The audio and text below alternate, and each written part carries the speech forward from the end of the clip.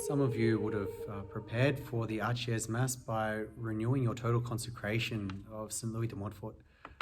And I invite you to pray this with me before Our Lady.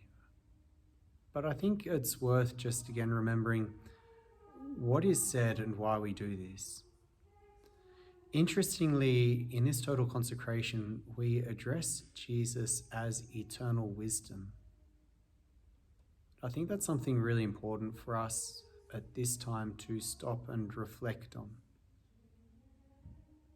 There is a wisdom that is being brought about in our current crisis. Of course, if we try to comprehend it without faith, then we'll be completely lost.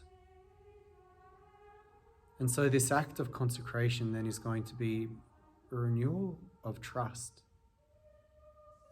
And precisely as we celebrate the feast of the Annunciation, the impossible reality, the impossible situation of a virgin becoming a mother, and not just a mother of a human being, but also a divine person, we're reminded that nothing is impossible to God. And so there becomes then a freedom as we consecrate ourselves entirely to Our Lady, to once more be able to give ourselves completely, trustfully, knowing that God is still all powerful, He is all good, He does have this plan. And we resign ourselves to that part in salvation that Our Lady wants, yes. That ecce, behold, I am here. Fiat, I have faith and complete trust in you, God. Magnificat, my soul glorifies the Lord. We ultimately say, Lord, be it done unto me according to your word. And so I invite you to renew this consecration, resigning ourselves to whatever God desires, however He wants to use us at this time, something that we certainly promise and pray whenever we pray the Legion prayers, especially the concluding prayer, that without hesitation, we undertake great things for God's glory. Maybe the great thing that God is asking of us at this point in time is to continue to trust in Him and to intercede for the world.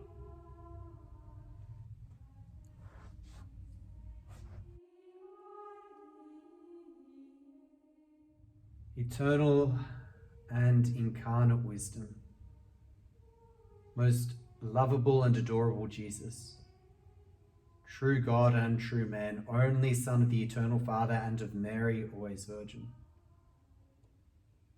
I adore you profoundly, dwelling in the splendor of your Father from all eternity, and in the virginal womb of Mary, your most worthy mother, at the time of your incarnation. I thank you for having emptied yourself in assuming the condition of a slave to set me free from the cruel slavery of the evil one. I praise and glorify you for having willingly chosen to obey Mary, your holy mother, in all things, so that through her I may be your faithful slave of love. But I must confess that I have not kept the vows and promises which I have made to you so solemnly at my baptism.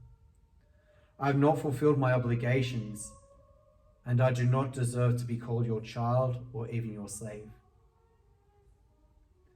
Since I cannot lay claim to anything except what merits your rejection and displeasure, I dare no longer approach the holiness of your majesty on my own.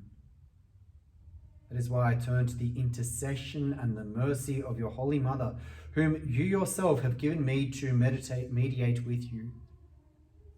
Through her, I hope to obtain from you contrition and pardon of my sins, and that wisdom whom I desire to dwell in me always.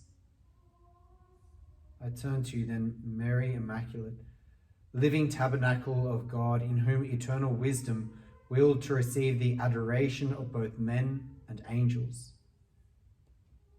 I greet you as Queen of heaven and earth, for all that is under God has been made subject to your sovereignty. I call upon you, the unfailing refuge of sinners, confident in your mercy that has never forsaken anyone.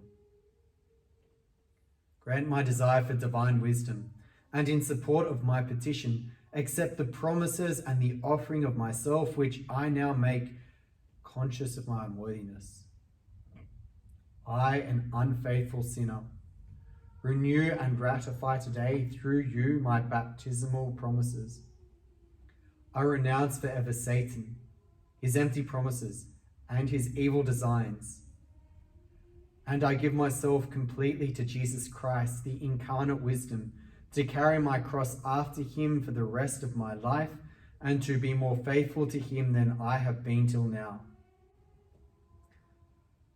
This day, with the whole court of heaven as witness, I choose you, Mary, as my mother and queen. I surrender and consecrate myself to you, body and soul, as your slave with all that I possess, both spiritual and material, even including the value of all my good actions, past, present, and to come. I give you the full right to dispose of me and all that belongs to me without any reservations, in whatever way you please, for the greatest glory of God in time and throughout eternity. Accept, gracious Virgin, this little offering of my slavery to honor and imitate the obedience which eternal wisdom willingly chose to have towards you, his mother. I wish to acknowledge the authority which both of you have over this pitiful sinner. By it, I wish also to thank God for the privileges bestowed on you by the Blessed Trinity. I declare that for the future, I will try to honor and obey you in all things as your true slave of love. O admirable Mother, present me to your dear Son, now and for always, so that he who redeemed me through you will now receive me through you. Mother of mercy, grant me the favor of obtaining true wisdom of God, and so make me one of those whom you love, teach, and guide, whom you nourish and protect as your children and slaves. Virgin most faithful, make me in everything so committed a disciple, imitator and slave of Jesus, your Son, incarnate wisdom, that I may become, through your intercession and example, fully mature with the fullness which Jesus possessed on earth, and with the fullness of his glory in heaven. Amen.